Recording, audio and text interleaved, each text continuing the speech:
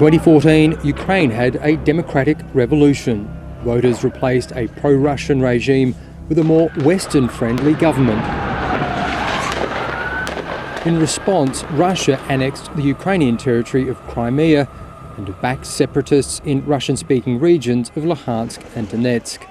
I signed a new executive order today that gives us the authority to impose sanctions not just on individuals but on key sectors of the Russian economy. Russia was kicked out of the G8, and many in the West thought Putin's ambitions would stop there. Then late last year, Russia began military exercises on the border with Ukraine. Thousands of soldiers with heavy weaponry were involved. At the end of the exercises, they didn't leave. We're talking about more than 100,000 troops now that are being built up. Not 1 inch to the east is what we were told in the 1990s. And what happened? We were duped. We were brazenly duped. There were 5 waves of NATO expansion. And now these missile systems are appearing in Poland and Romania. A flurry of diplomatic efforts began across the Atlantic.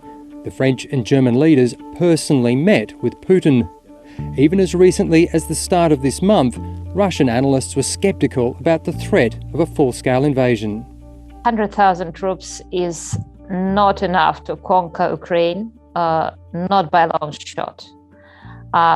Second, if you are openly amassing troops at borders, obviously you are doing this in order to convince everybody that you are unhinged. This doesn't mean that you want to invade. Ukrainian political leaders implored the world to stop Putin's aggression. The question, war or peace in the world, now is being decided here in Ukraine.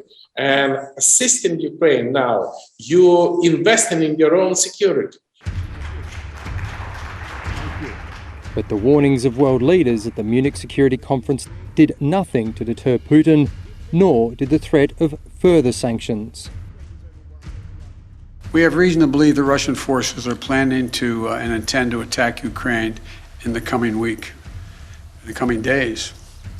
We believe that they will target Ukraine's capital, Kyiv, a city of 2.8 million innocent people.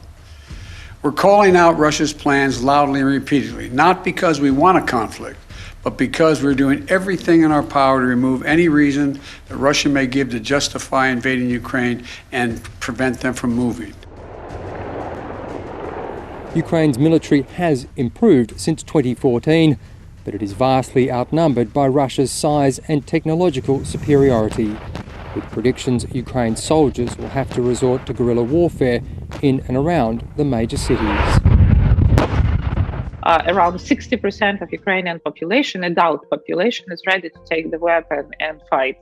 So that's extremely high readiness of population and extremely high resilience of population. So in such a situation, we see that it's like a suicidal decision to try to occupy and keep Ukraine like a whole country.